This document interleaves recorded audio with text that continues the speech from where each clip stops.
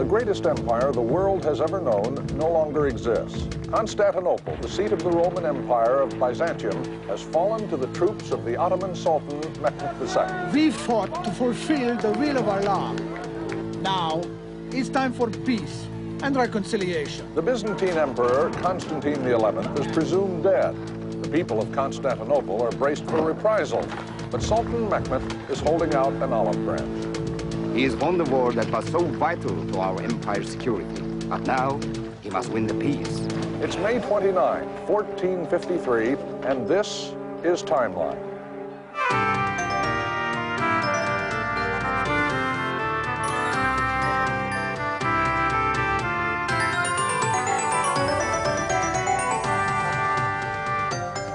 I'm Stephen Bell for Timeline. For more than 1,000 years, Constantinople was the hub of civilization, the center of an empire that once stretched from Western Europe to Asia. The empire declined, but the city's fortress walls withstood even the mightiest invader until today. Now, Constantinople is no longer the capital of the Roman Empire. It belongs to the Muslim Ottomans. And in an interview with Timeline last night, Constantine appeared to realize the end had come. It has been said that a man should always be willing to die for his faith, his country, his family, and his sovereign. And now it seems my people will have the chance to die for all four. Ottoman forces now search for Constantine's body to make sure the last of the Caesars did not escape. The search centers on the muddy ground in front of the Romanos Gate, where the emperor was last seen fighting alongside his soldiers. The battle for Constantinople only ended a short while ago. Selim Karasi is in the city with this report. The last pockets of resistance have been overwhelmed less than an hour ago, and the city is now under total Ottoman control. Since the time of the Prophet, more than 700 years ago, it has been the dream of every Muslim to capture this Christian capital. Many have tried and failed. Now, as you can hear from the noise, the Sultan's army wants the whole world to know how great this victory has been. For 2 months, 7,000 Greek and Latin soldiers have defended the city against the might of the Ottoman Empire. It ended only 8 hours ago, just before dawn, when Sultan Mehmet's army finally breached the inner walls. Selim, what about rumors that the Sultan plans to make Constantinople his new capital? Yes. Its strategic position at the gateway between two continents is as vital to Mehmet as it was to the Roman Empire of Byzantium. As one Ottoman general said to me earlier today, it stands at the center of the world. Indeed, the city has represented Roman power for so long. Even in the last 100 years, with its influence almost gone, its emperors often subservient to Ottoman sultans. It symbolized the civilization from which modern Europe has developed. A symbol equally important to its enemies. It's for this reason that the search for Emperor Constantine's body has now been intensified. Alive, such a symbol of imperial Roman power could still threaten the security of Sultan Mehmet's new conquest. He was given so many chances to surrender with honor. It's sad that the last of the Caesars should lie here somewhere, as unrecognized as the humblest of his soldiers. As long as the Emperor still lives, the Empire's not lost. Yes, that's a rumor I heard. Constantine was wounded, but they took him off in a Venetian ship. Until his body is identified, some people will persist in believing he has escaped. This could inspire Western Europe to start a new campaign to win back Byzantium. But the soldiers now flocking into the city have no doubts about the extent of today's victory. And indeed, the Ottoman armies have coined a new name for their Sultan, Fatih, the Conqueror. In a few moments, he will be making his triumphant entry into the city. And already people are wondering what his first move will be. With me now is Zaganos Pasha, one of the Sultan's chief counselors, who led the elite Janissary regiments in last night's attack. This city lies at the heart of our empire. Our task now is to rebuild it. And those who fled before the siege must be encouraged to return. And Constantinople will take its place again as the center of civilization. But you were born a Greek Christian. Don't you feel a betrayal of your Byzantine heritage? Why should I? The Ottoman Empire is truly the successor to Byzantium. Many of our people are Greeks. A large proportion remain Christian. I serve the Sultan as I served his father. So now we wait for Mehmet himself to arrive and claim the city that has been the heart of the Roman Empire for so long. Thank you, Selim. The fall of Constantinople marks the end of an era. For so many centuries, it was the center of Christian learning and culture, its civilization the envy of the world. But the days of Constantinople's glory are long in the past now, its formidable defenses unable to withstand the weapons of a new age of warfare. Owen of Canarfon reports from the Sultan's camp. This huge cannon and others like it have played a crucial role in the Ottoman victory. Mehmet saw the opportunity offered by this mighty engine of war, which can destroy city walls, even as thick as those at Constantinople. Over here is Urban of Pest, the Hungarian engineer who designed and built these guns for the Ottoman Sultan. Urban, how was it that you were able to persuade the Sultan to use your cannon? I told him, I'll build you a cannon that'll topple the walls of Babylon itself. And this little beauty throws a half-ton ball through 6 foot of earth. It's made fortified castles and walls out of date. You got him! You got him! So, Urban, you are, I presume, a Christian? Yeah. Well, how is it that you're able to work with the Muslim Sultan? I'm an engineer. Guns are my trade, whoever uses them. I went to the emperor first, but he couldn't afford me. Poor devil. The Ottoman Sultan, though. There's a master, better educated than any prince I've ever worked for. The Sultan wants the best, so he surrounds himself with the best brains. Christian, Muslim, makes no difference to him. I beg your pardon. Don't think of this as a religious war. Muslim against Christian. It is not. Muslims fought beside the Christian emperor while 40,000 Christians fight in our Sultan's army. The Ottoman Empire is made up of so many different races, so many different faiths. He's won the war that was so vital to our empire's security. But now he must win the peace. Perhaps no group has been looking forward to peace as much as the residents of Constantinople who endured the 2-month-long siege. But what sort of peace will it be for these former citizens of the Byzantine Empire? Siboletto of Zimbabwe is standing by inside the walls of the city. Siboletto? Behind me, women of the Samathia quarter peacefully gather herbs. It's hard to believe I'm inside the walls of Constantinople and that this is a city in defeat. But how did the area you're in escape all the slaughter and destruction? Don't forget, this city covers a vast area, 7 square miles. At one time, the population numbered 500,000. Now it is less than 60,000. Constantinople today is just a series of villages or quarters set in open fields and ringed by more than 12 miles of defensive walls. We could hear those great cannon booming up in the north. You know, like the ones that Hungarian traitor built for the Turk. Like for Easter, but we knew what it meant. When news came the Turks were inside the walls, our captain decided to surrender the quarter. What else could he do? And may God keep us safe through the terrible days that lie ahead of us. Thank you. When these enclaves within the city surrendered, Mehmet sent troops to protect them, often using Christian soldiers to reassure the people. He's also sent guards to protect the Christian churches. Although it's likely that many will be rededicated as mosques, the Ottoman Empire has always allowed Christians and Jews to follow their own faiths. This isn't the destruction of an empire, except for this city. The empire's been in our hands for generations.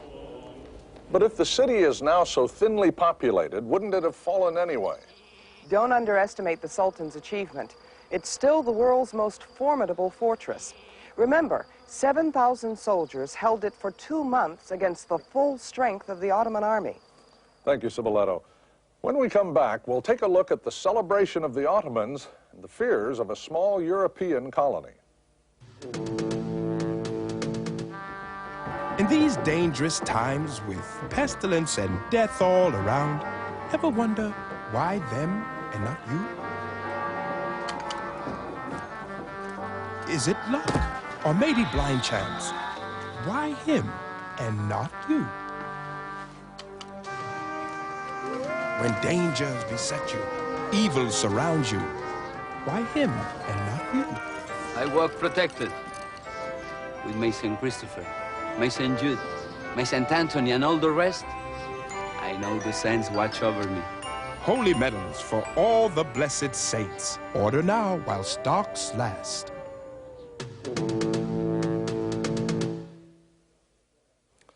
This, of course, has been an historic day for Mehmet II and his troops, and the Ottoman forces are celebrating with all the pomp and ceremony that one might expect to see on such an occasion. Selim Karasi, standing by live now in Constantinople. You join us just as Mehmet the Conqueror makes his triumphant entry into the city. Listen to the cheers. There's no doubt what people here think of the Sultan who has led them to victory. The words of the Prophet have been quoted to me over and over again today.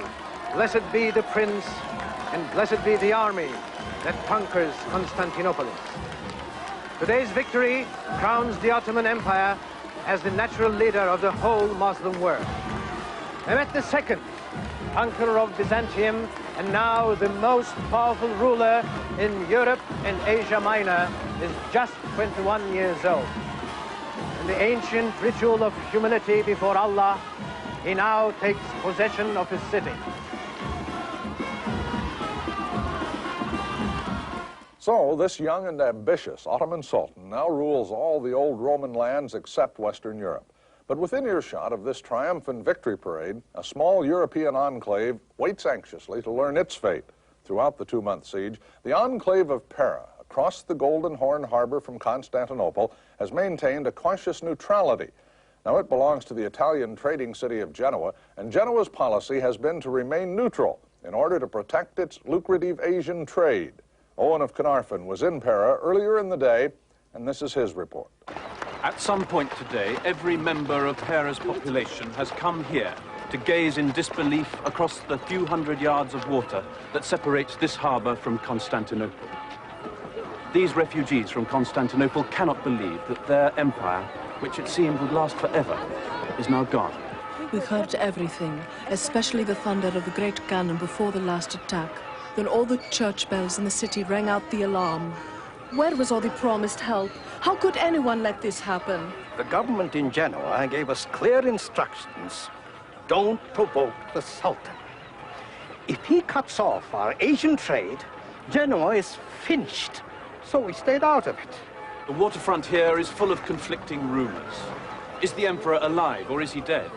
Will Mehmet agree to spare the colony or will he order its destruction? No one knows for sure. But Pera's fate may be as closely tied to Constantinople as this chain, which links the cities and seals the harbor mouth. A chain that, until a few days ago, was the key to victory. So long as Mehmet could not control the harbor, he was unable to seal off the city and be sure of victory. So the Sultan came up with a brilliant plan. Secretly, by night, the entire fleet was carried overland. Yes, actually lifted up and pushed on rollers. In the morning, his Ottoman fleet was inside the harbor, able to attack the defenders from the rear. Like ghost ships, the sails set and oars dipping in and out, as though rowing across the land. But then we saw the Ottoman colors and knew Constantinople was finished. Now Ottoman ships patrol the chain, and Pera is also sealed off from the outside world.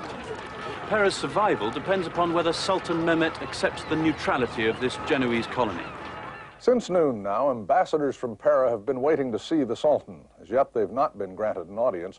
The Sultan is only 21, but Constantinople's new ruler has already made quite a name for himself in battle. Selim Karasi takes a look at Mehmet II and the army that has overthrown the world's longest-lasting empire. The Ottoman Empire, now ruled by Sultan Mehmet II, is based on military power. Its foremost soldiers are the Janissaries, drawn from Christian children, taken and converted to Islam in the Sultan's special schools. They are the Sultan's special warriors with special privileges and responsibilities.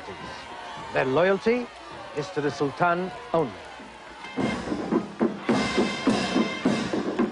By creating a totally loyal military and administrative elite from the conquered territories, the Ottomans have been able to rule a vast and expanding empire in which they themselves are in the minority. Originally, they were nomads, just a single warrior tribe moving out of the Asian steppes into Anatolia, like so many other Turkish tribes had done for 1,000 years. Settled with lands between the Turkish Seljuk Empire and Byzantium, the Ottomans grew in power as Byzantium and the Seljuks declined. Under Osman, their first great sultan, and now converted to Islam, these warrior people first dreamt of empire. When Osman was a young man, he dreamt that a mighty tree grew from his loins to cover the whole world. As he watched, the leaves of the tree lengthened into swords, and the swords turned towards the city of Constantinople.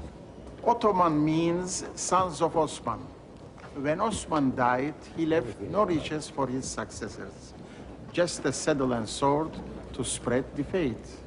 In the century since his death, Osman's tribe has grown into an empire.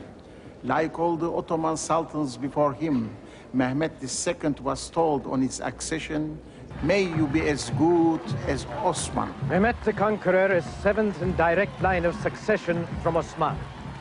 It has been a unique dynasty, a combination of Turkish, Islamic, and Byzantine influences.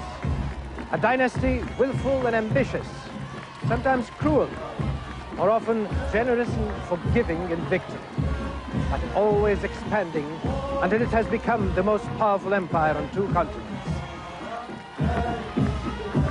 The Sultan is now entering Hagia Sophia, the Church of Holy Wisdom, the most famous building in all Christendom.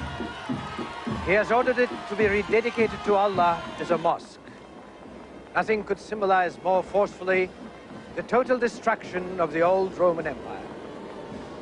Selim, one can certainly imagine the feelings of this young sultan right now as he finally fulfills the dream of Osman, but rumors persist that the last emperor of Byzantium is still alive. Is there any further news on the search for the body? No, but they are still searching. You see, despite his victory, Mehmet is still vulnerable. The shock of today's Ottoman success could be just enough to rally the whole Western world behind the last emperor of New Rome. So Mehmet must ensure there is absolutely no doubt that Constantine is dead. Thank you, Selim. Well, we're getting more live pictures now from inside Hagia Sophia. Until today, the most famous church in the Christian world, now a Muslim mosque. Imams, Muslim holy men, are busy reciting prayers from their Quran. Christian Byzantium is no more. Could Constantinople have been saved by the rest of the Christian world? We'll try to answer that question when we come back.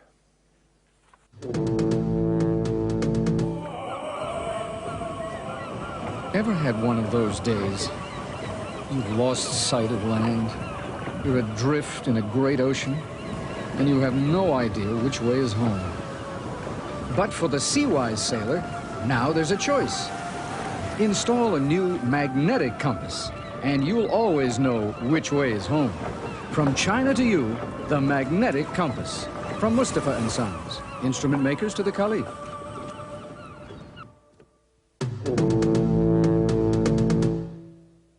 The celebrating in Constantinople will end long before the debate does. At issue, whether Western Europe could have prevented the fall of the Eastern Roman Empire. Some say the West should have sent more military help. So, can the fall of Constantinople be blamed partly on the hostility between the Latin Church of Rome and the Greek Orthodox Church of Byzantium? Last week we sent Louis de Jaen to Italy, back to where the Roman Empire began, old Rome itself. This was the center of the world, the Rome of the Caesars, from where legions marched to conquer an empire more powerful than any the world had ever seen. Rome ruled a pagan empire with gods more numerous than the statues that still fill this ancient city. The empire became Christian under Constantine the Great, who transferred the capital to the city that now bears his name, Constantinople. This was a better position to rule lands that extended far east into Asia. Like Rome before it, Constantinople became the center of civilization. People came from all over Europe and Asia for military aid or scholarship, for trade or adventure. In Rome, Latin popes still claimed supremacy over the Christian church, but Byzantium paid them little attention. It was a different empire, looking east, not west. Greek, not Latin, was the language of the court. The empire was now the champion of Christianity against the growing power of the Arab armies sweeping through the east. Old Rome was in ruins for centuries. While Europe wallowed in Stygian darkness, our scholars and theologians were carrying knowledge and the word of God to the corners of the earth. Times changed. Over the centuries, Byzantium's power was weakened by constant wars, but the nations of Europe, looking to Rome for their spiritual leadership, grew strong. The arrogant Greeks think their imperial past can give them the right to rule the world rather than just a crumbling city. Now they come begging us for help. It's still the Roman Empire. We mustn't abandon them. As long as they keep the Ottoman Sultan occupied, he's less likely to cause trouble for us. Emperor Constantine was left with no alternative. It was the fury of an invading force or the fury of his own people. He chose the union with Rome as the last chance to save his empire by getting help from the West. Help that has still not arrived. This is Luis de Jaen reporting from Rome. Although Constantine himself agreed to union, his people did not. There was rioting and protest in the streets of Constantinople. They remember only too well what happened 250 years ago. Western European crusaders, on their way to reconquer Palestine, occupied Constantinople instead. They ran amok, slaughtering its citizens, looting its treasures, and imposing Latin rule. It was half a century before the Greeks regained their capital, and it's ironic in light of today's events that they needed the Ottoman armies to help them do it. Contrast the Latins, especially the Venetians. They would sell their souls for a trade agreement. Who's going to give them the most profit? Us or the Turks? Answer that, then you'll know why no help has arrived. Even up until today's final victory, the papal court in Rome still argued about sending help. If the people of Constantinople agree to unite with Rome, then we will support them. But if they refuse, we'll be forced to take whatever measures are necessary for their salvation and our honor. Even though Constantine's subjects refused to accept alliance with Rome, many had still hoped that Latin reinforcements would arrive in time to save the city.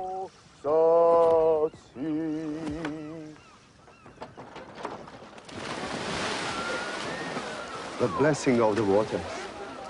I'd be out here every year as a boy, diving for the cross and the bishop's blessing. It brings God's grace to the harbor and all us sailors. Pray God this time. It'll bring us some more good fighting ships from the west. By dawn this morning, of course, Latin help would have been too late anyway for Constantine's forces. Now, Sultan Mehmet rules Constantinople, and those who once supported the Byzantine Empire are quickly adjusting to a new reality. Here's Owen of Canarfon. I came over with members of Pera's city council who are anxious enough about the future security of their colony, but what they're really concerned with is their trade. And they've certainly wasted little time in transferring their allegiance to the Sultan. It's noticeable, too, how quickly Western ambassadors are lining up to make new treaties and alliances. Owen is the Sultan sure of Constantine's death. Owen of Canarfon. For the latest on this search for the emperor's body, we return to Siboletto of Zimbabwe inside the walls of the city. There's intense pressure to end the search quickly, but positive identification's almost impossible. Even tough Ottoman soldiers have been sickened by the carnage. Soldiers don't usually expect to examine their handiwork so closely. So many dead. Most of us knew it was hopeless. But how could we surrender what little remains of Byzantium? And the emperor himself, praying help would come, fearing it would not. Whatever the faults of the imperial family, Constantine died with honor. Once again, Emperor Constantine XI is missing and presumed dead in the wake of bitter fighting early this morning. Just last night, Constantine held no illusions about the future as he made what has turned out to be his last public appearance. For 50 turbulent generations, the city has stood against Rome's enemies. There can be no surrender, no retreat. I and my people will not turn away from the enemy, although the towers of Ilion themselves tumble about me. I shall live or die as Rome's emperor. Meanwhile, the Ottoman Sultan, Mehmet II, has returned to his camp for his first official statements since capturing Constantinople. Now, it's time for peace and reconciliation. The war is done, and this great city is almost empty. I said to all who have fled, All who fear the future under Ottoman rule, come back to your homes. You will live in peace under Ottoman law, free to worship as you please, free to choose your local leaders. Recapping our top story now, the banner of the Ottoman Sultan Mehmet now flies over Constantinople, the city that joins 2 seas and 2 continents, bridging east and west. This, the capital of the Roman Empire of Byzantium, fell following a bloody battle just this morning. And that signals the end to one of the greatest empires the world has ever known. Among those missing and presumed dead, Emperor Constantine XI, last of a line dating back to the Caesars. With the Ottomans established now as the leading military power in both Europe and Asia, the world waits to see what Mehmet will do next. Will the Ottoman Sultan be content with today's triumph, or will he seek new conquests further west?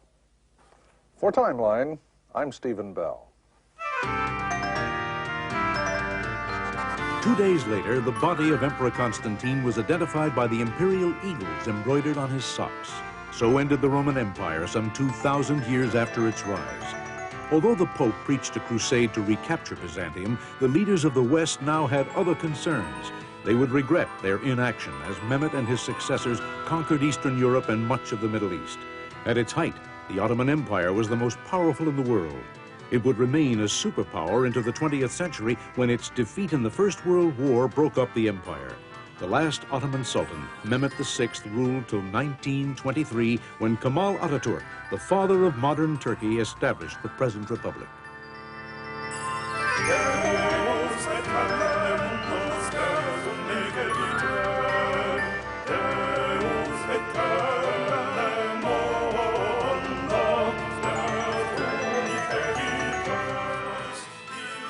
Thanks for watching. If you'd like to help us produce more compelling historical content like this, please like, comment below, and share this video with fellow history buffs. And of course, be sure to subscribe to help keep history happening.